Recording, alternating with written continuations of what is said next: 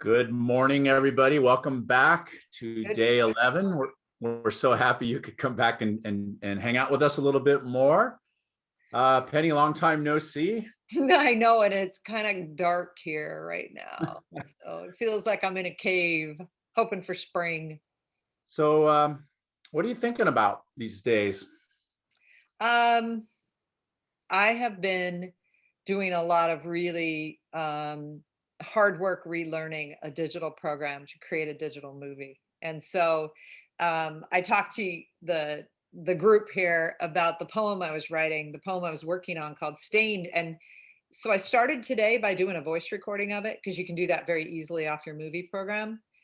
And I think I must have recorded it 10 or 12 times because I would record it and I'd either mess something up, or you know how when you read your writing out loud, you start hearing, oh, I already used that word. Wait, how did I miss that when I was reading it? And I started hearing extra. I was reading it off the screen. I started deleting things and kept revising as I read it. But then once I felt like I had it, I would listen to it and go, it's like too performative. You want it to just be a reading. So then I delete that and start again. And it just really reminded me that my students, when they created their digital movies for their book club finished product at the end of this last semester, they brought them to our writing groups, the draft version, and every single one of them was like, I had no idea how hard this was going to be.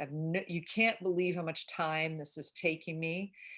And now that I'm trying to make a movie out of it, I can't tell you, the Google searches are like strawberry fields, hands, scratches on, and like trying to find images because I don't have pictures of the time period, or, and what do I use for a picture? So I have again underestimated how hard it is to compose in a medium like a digital medium. It's not just the I'm doing the simplest things, photographs and voiceover. It's not the tool, it's the amount of time it takes to think through what are the images that I want to go with what I'm trying to say. What kind of mood do I want here? So is that a high level of engagement or is that torture for you? Oh, no, no, I'm all in. I just can't believe how long I've been sitting working on it. And it's 3 minutes and 20 seconds, I think, is my voiceover. And I'm at like minute 2 and I'm not satisfied yet, but I have put in a lot of time. Again, we got to do the work we assign to kids to have some idea of what they need from us. First thing that came to my mind listening to you was how important it is to have kids read their work out loud, whether they're recording it or not. Right? But the fact that you had to record it and re-record it a number of times before you got it down the way you wanted the listener to hear it, I think is a really important writing tip, the teaching of writing tip. Wait. Did you know that when you wrote your first book? Did you read it out loud to yourself? Out loud? I, I think I did. I think I did because I rewrote sentences over and over and over and over. I did too, but then the night of my first book reading at a bookstore, Donald Murray called me and he said, "What are you going to read tonight?" And I said, "Oh, I still don't know. It's like half an hour from now. I still don't know." He goes, "Which ones sound the best out loud?" And I go, he's like, "You haven't read them out loud?" I was like, "No." He goes, "That has to be a part of your process." So then I start reading them in my room downstairs out loud. And I was like, oh, I wish I'd done this. What an interesting end of the year activity. Okay, you've written all year. Which piece that you've written this year sounds the best out loud? Record it, submit it to me digitally, right? So would it be bad or too self-serving to remind people why you were working on this video? Oh, I guess not. We are starting a webinar series on Tuesday. It's Tuesday, right? Right. April 5th. It's a Heinemann webinar of 3 parts on collaborative communities, which is something we believe in so much, that kids need to work together, and how in writing, in reading, and in digital text. So I'm pretty excited because we were creating stuff today. And although it's time intensive, I really like creating workshops. That's why I like to do workshops, is because and especially with you, because it forces us to, neither one of us like to keep what's in the can, right? That we evolve as our thinking and our teaching evolves. And so sometimes I have to be dragged into that mindset. But once I'm there, it's like, this is a good thing because it's stretching us. Since we talked last time, one thing that I've been thinking about is I started a faculty book club at my high school many years ago, and I'm not there. I've retired from day-to-day teaching, but I'm still a member of the book club. And today we met and discussed Eleanor Oliphant is Completely Fine, which I really enjoyed the book a lot. But the bigger idea, the bigger concern I have is that over the course of the last 10 years, the participation in the faculty book club has started to really, really dwindle. And I think this year, it's even more pronounced. A lot of people are still in it, but very few people are attending the meetings now. And I'm wondering how much of how exhausted teachers are, how much of a factor the pandemic plays into that many teachers are, trying to get to tomorrow, right? And not finding the time to read, or maybe they're too tired to read. Although, as I mentioned to you right before we came on, I mean, we've always thought that teaching is really hard, right? But I think it's extraordinarily hard this year. I would agree with you. I was so tired all fall, I only teach in the fall, and I would just sit on the couch and watch mindless episodes of Chopped and Love It or Listed. And that is so not like me, but I just couldn't, my brain was done. I wonder though, what were the numbers? How many people did you have in it on back when it was really going? when it was in its prime, I probably had maybe close to 35 people in it, and a regular attendance and discussion of about 15 to 20. A lot of times people didn't come to the discussions because they were administrators. We met at lunch, and people have club duty or playground duty or whatever it is. And so, but yeah, I probably had a good 30 to 35 people rolling in that at one time. I just think that's incredible, because so many times we started up like PD book clubs and we'd get no one. You guys read fiction and nonfiction, I get it, but I've always, kind of been sad that we don't read with our colleagues more. I think there's so much to learn. The book club that we're in now, it just makes me see things differently. So. So when we met yesterday, we talked about poetry and how poetry can get kids, up and writing. And so we're going to share a little bit additional thinking about poetry today. And so I'm going to share one poetry book, and I know you have a couple that you want to share. Mine does not, the book I want to share today doesn't have a title on the front. It's called Small Wars and Little Revolutions on the back. That's the title of the book. And I'm sharing this book not only because I like it, and I really do like it. It was actually written by a poet by the name of Alyssa Matuchniak, who also has the cross to bear as a former student teacher of mine. So there is Alyssa, and I know it's a little blurry, but this book stretched my thinking because she's a second generational biracial. That's kind of the theme of this book of poems, is having feet in different worlds, and being a female along with that. It's just a point of view that's so far from me that I think it's really rich for me to read about it. The poems are really good. I would say some of the poems are too mature for even a high school classroom, I would say. But I've used some of them in here as well. And so I'll throw it out there one more time. Small Wars, Little Revolutions, Alyssa Matuchniak. Nice. So I have been reading off of a list, and I wish I knew who this was. I'd have to go through Twitter mentions to figure it out, but somebody sent me a link to new poets or unrecognized poets in Canada. And I ended up ordering, I don't know, 6 or 8 collections, and I've been working my way through them. 2 that I finished that I adored, but the most recent 2 I read, Burning Sugar, Cicely Bell Blaine, runs the Vancouver, I think they are the founder of the Vancouver Black Lives Matter movement. just a powerful collection of, I think one form that's in here that I've never seen before is, we talk about ekphrasis poetry, where you write about art. This is writing about a performance or a piece of art as a poem. And then the next page will be a letter to the poet about what they were thinking about as they read the poem. I just think it's a fascinating perspective, beautifully written. Burning Sugar. And They the are other one, they are poems as reactions to poems.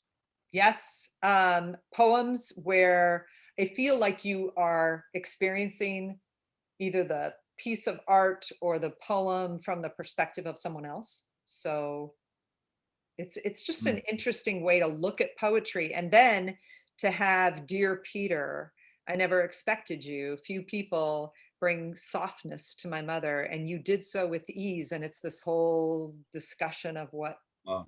it did. I just Love think it's fascinating. The other one, Eat Salt, Gaze at the Ocean. So I was so excited. I went on Twitter and messaged Junie Diesel and asked if she'd come on my summer book club, because the Book Love Foundation Summer Book Club is reading Counting Descent by Clint Smith. And I wanted to bring in other Black women poets, other poets, but Black women, because we don't have Portia Oleyiwola, is we're trying to get her as well, the Boston Poet Laureate. So the thing that I loved about this book is that it is, she's Haitian, and many of the things in here, I learned so much about Haiti. There's this poem, How to Make a Zombie Nation, and you can see how it's not very long. It tells you the history of colonialism in Haiti in about 25 lines. I mean, it's just brilliant work. And then in other cases, like creating found poetry out of articles from a Gazette, the Philadelphia Gazette in 1792. Ooh. And I mean, it's such a rich collection of images, ideas, and brilliant writing. The last one I just have to mention, I've barely started, is When the Light of the World Was Subdued, Our Songs Came Through, the Norton Anthology of Native Nations Poetry, edited by Joy Harjo. That's why I ordered it. Um, Wow. wow. I mean, I have just been leafing through, reading little bits, but I'm really excited to read the rest of it. So happy Poetry Month, everyone, in April. And happy March Madness to everybody. I know. I Woohoo! Oh, except Oregon State lost. I have to mention at this point, before the tournament progresses any further, that the UCLA Bruins are Yes. still alive, although they have to play the #1 seed next week. But we're pretty thrilled about that. As my daughter is a graduate of UCLA, we're pretty happy about that. Yeah, no kidding. My son stayed up late watching that. So one of the things we've talked a lot about in workshops is the March Madness bracket, but make it the April poetry bracket. I'm just going to share my screen so they get a glimpse of one from your room. Kelly, do you want to say anything about this? Nothing other than, for those of you who haven't heard us talk about this, is that we would often select and read 2 poems a day.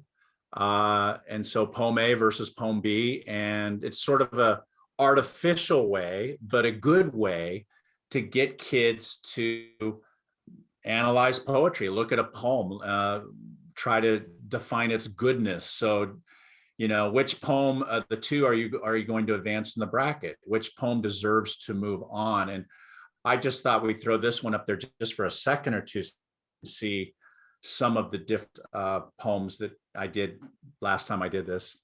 Yeah, and I can see that these on the left side are all page poems, written poems. The ones on the right side are all spoken word, which is when Right. So organize the bracket. page poems versus stage poems, which is good and not good in some ways, but because stage poems have a tendency to resonate with students more just words on a page. So I know that in the past we've experimented with only page poems or only stage poems in different tournaments that we've done over the years. Yeah, I agree. And I think that I always had a big framing question, and I got all of this thinking from my colleague, Joe Fernald. I always like to recognize Joe. When I was in his class one year, he was teaching American literature and did poetry from the Harlem Renaissance on a bracket. And I just saw so much engagement. Like students are kind of like ho-hum poems, but in this case, the bracket moves quickly. You're looking at two poems. You're not analyzing every move. You're writing next to them, thinking about them, and one of them moves on. And my students, man, the voting was a big deal. They got into this, but we always framed it around, what are the moves and techniques that the poet uses that make this a better poem? So they had like a T-chart in their notebook, this poem versus this poem. This one uses imagery, this one uses, repetition, and just getting them to own some of the language and talk to their friends about it.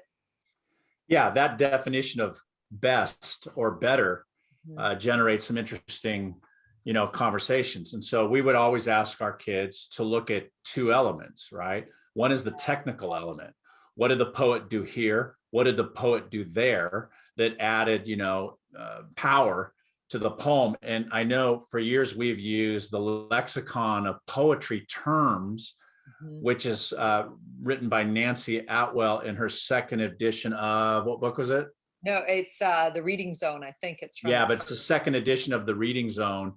Yeah. And so, to give kids that academic language, because you can't really talk about poems if you can't use the words of poets, right? And so on one point is, what is the technical thing that's done here that you go, and then the second part is the part that made you go, did it touch your head? Did it touch your heart? So it's the technical aspect and the effective aspect. And when those are not unrelated, right? Because you're not going to feel it in your heart unless the poet has literally done something in the poem. So can you put your finger on it? Yeah, I also think sometimes though, poems grab me just because of the subject, Yes. and it feels like something I want to think more about or say more about, which is part of where go ahead. Or the answer isn't in a in a formula of technical and effective. It just Yeah. speaks to you. Well, like that blue note for Father's Day that's on your Mm. bracket, every single time I hear it, it just like grabs me. And I don't know what exactly it is, but it's beautiful.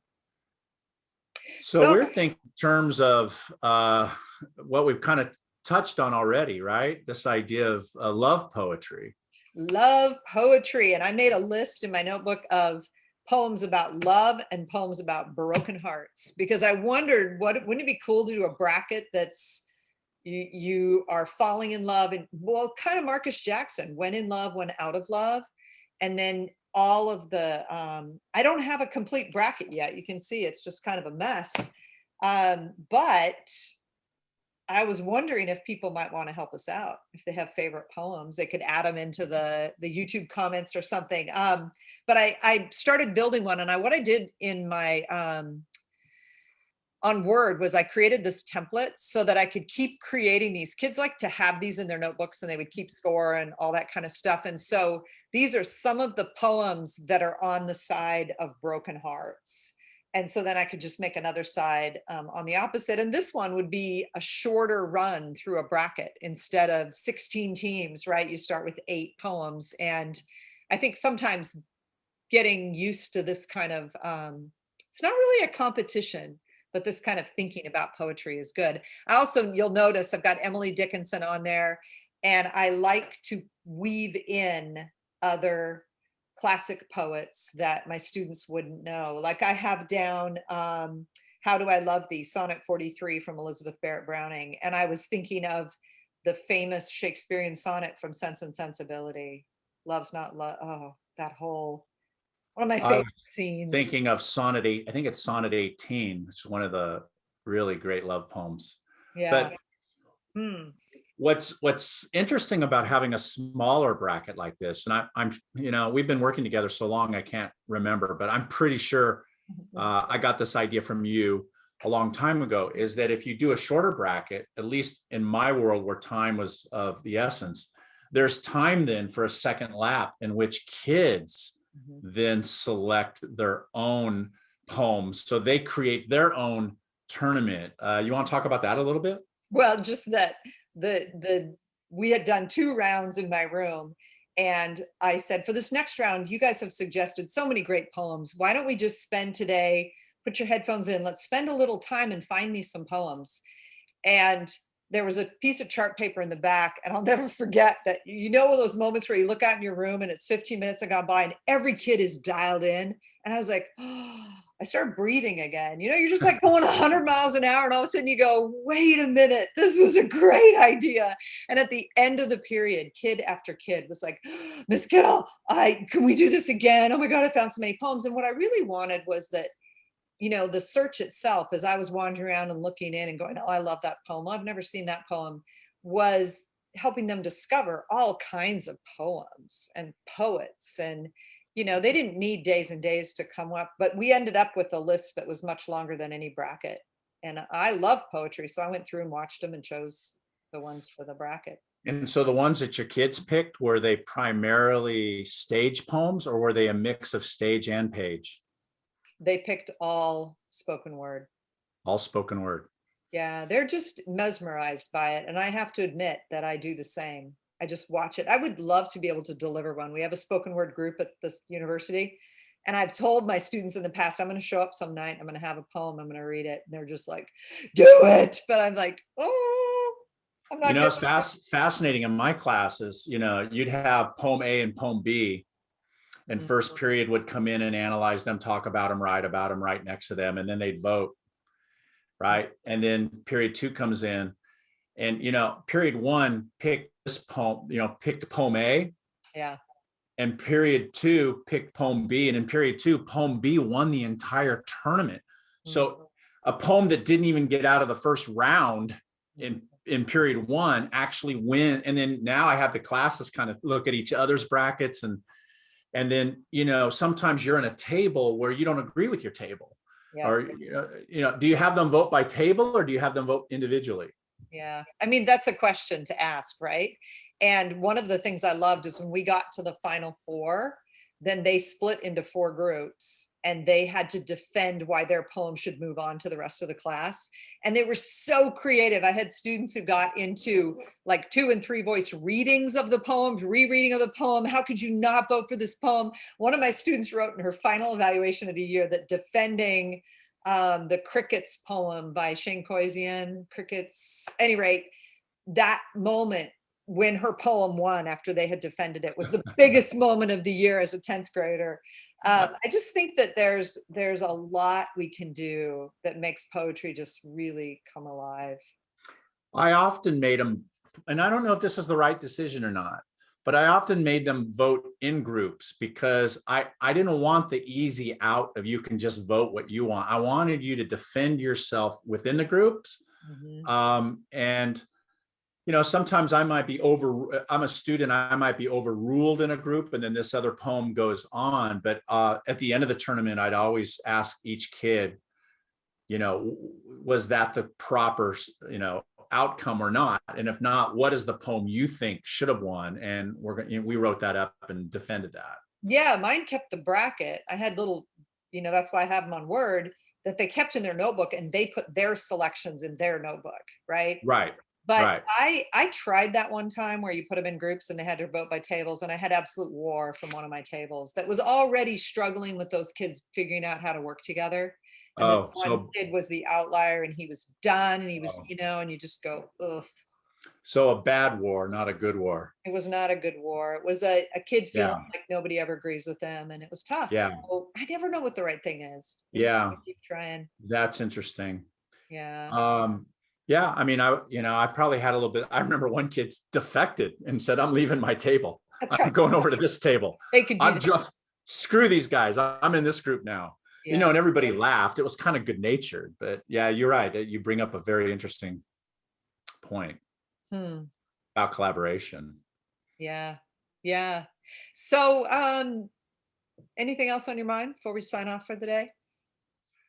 No, I just think it's a really great way to celebrate poetry. Is today's the beginning of National Poetry Month. Yeah. Although we think every month is National Poetry Month, but at least part of the day. I really hope people will send us poems, because like when you said When a Boy Tells You He Loves You, Edwin Bodney's poem, I hadn't listened to it in so long. There are so many good poems. And I was beautiful just poem. like, oh, what a beautiful poem. And So so, we're thinking, as Penny said, of a bracket of in love and a bracket of out of love or love gone wrong. mhm. And if you would put Penny's YouTube channel and type in some suggestions, that would be awesome. Wouldn't it be awesome? Because then we're gonna have a whole bunch of poems we gotta go check out. Page or stage, I'm all in. And I would suggest before we leave that tomorrow on Friday, we are going to have another guest with us. Yeah, Sarah Zerwin, who wrote the book Pointless, which came out from Heinemann, I think about a year ago. And she's wicked excited to talk. I mean, she's had a year like everybody else. She's coming at the end of her school day, but this is a smart book about changing the balance of assessments that you give grades to and those that you don't. Made me think about grading very differently. I can't wait to have that conversation. Yeah, absolutely. All right. Thank you, everybody. We'll see you Bye. tomorrow. Bye-bye.